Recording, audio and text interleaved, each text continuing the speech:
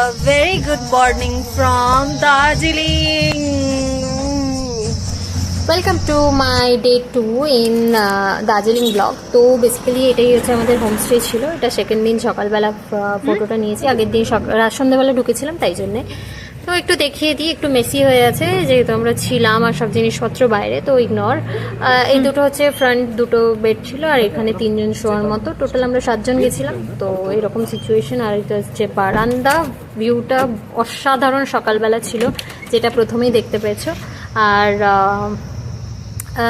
তো তারপরে তাড়াতাড়ি রেডি হয়ে আমাদের যেহেতু প্রচণ্ড লিমিটেড টাইম ছিল 3 দিন ঘোরা, 3 দিন মানে 2 দিন থাকার, একদিন মানে পরের দিন ব্যাক করার। তো আমি আর অশোক আসতেই কাজের একটা ব্যাপার ছিল, তাই জন্য ব্যাক করতেই হতো সেদিন, মানে পরের দিন। আর অন্যরা একদিন থেকে গেছিলো, এক্সটেন্ড করেছিল। তো আচ্ছা, তোমাদের যদি আমার এই হোমস্টেটার অ্যাড্রেস দরকার হয় তো অবভিয়াসলি জানিও, আমি দেবো। প্রথমেই আমরা চলে গেছিলাম, যে ভেবেছিলাম যে আজকে মানে সেকেন্ড দিনই ম্যাক্সিমাম জায়গাগুলো কভার করতে হতো। তো আমাদের রুম থেকে হোমস্টে থেকে সব থেকে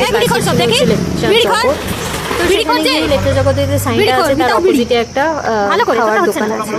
ওখানে গিয়ে প্রথমে আমাদের ওটা যেন বেরোলো ব্রেকফাস্ট করার ছিল, তো ওয়াই খেয়েছিলাম সেখানে। আমি বলবো ওখানে ম্যাগি খাওয়ার থেকে হ্যাভ ওয়াই উইথ সাম অনিয়ন্স অ্যান্ড ধনে পাতা, কোরিয়ান্ডার লিভস।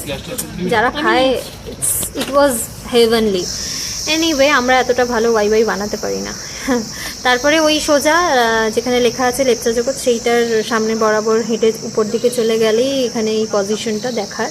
ওপর থেকে অনেকটাই দেখা যায়, বাট মেঘ ছিল বলে আমরা অনেক কিছু দেখতে পাইনি। তো ওখানে যেতে গেলে 10 টাকার একটা টিকিটও কাটতে হয়। তো এটাই ছিল। ওখানে অনেকক্ষণ টাইম স্পেন্ড করার পরে চলে গেছিলাম লামাহাটা, যেটা বলে পেহেলগাঁও বা দার্জিলিংয়ের পেহেলগাঁও বলে। সেখানে যাওয়ার আগে একটা মাঠ পড়ে, সেই মাঠেই বাচ্চাটা ছিল, একটু আদর করছিলাম, খেতে দেওয়ার চেষ্টা করছিলাম, বাট ওরা হচ্ছে পায়ে খেতে, তাই জন্যে। বাট অ্যাকচুয়ালি পাওয়ার জন্য না, আদর করার জন্য এগুলো ঘুষ দেওয়া, কিন্তু যাতে আমাদের কাছে আসে। তো তারপরে ওইখানে উপর থেকে দেখছিলাম জায়গাটা, বাট আমার একটু ভয় লাগছিল, কারণ কি শুনেছিলাম প্রচণ্ড ঝোঁক আছে, যাচ্ছিলাম না। দিয়ে তারপরে দেখলাম যে না, সবাই যাচ্ছে, ঝোঁক ফোঁক নেই, অন্যরা নেমেছিল। তারপরে গিয়ে অনেক ভিডিও টিডিও করা হলো, দেখতে পাবে যদি কোলাবোরেশনে আসে, অবভিয়াসলি দেখতে পাবে। তো ওখানে অনেকক্ষণ টাইম স্পেন্ড করার পর ওপরে এসে সেখানে ভেজ মোমো খেয়েছিলাম অ্যাজ আ লাঞ্চ। বাট সত্যি কথা বলতে আমার পার্সোনালি ভালো লাগেনি, কারণ কি ওরা না বাঁধাকপির বদলে ম্যাক্সিমাম ওই কোয়াশ বলে ওটাকে, না হ্যাঁ কোয়াশই বলে মনে হয়, ওই জিনিসটা দেয়। ওটা টেস্টটা না অনেকটা পেঁপের মতো, উইচ আই ডোন্ট লাইক। তো এনিওয়ে সেখানে আর ডালডা ইউজ করছি, বুঝতে পেরেছি। হচ্ছে রক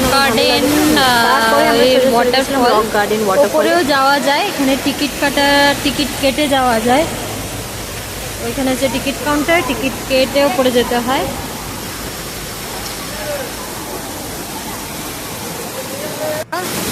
আর এদিকে পার্ক একটা আছে রাস্তার এদিকে, খাওয়ার জায়গা।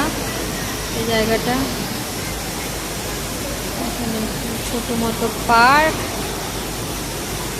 তো তারপরে আমাদের প্ল্যান ছিল যে সন্ধ্যেবেলাটা ম্যালে স্পেন্ড করা, বাট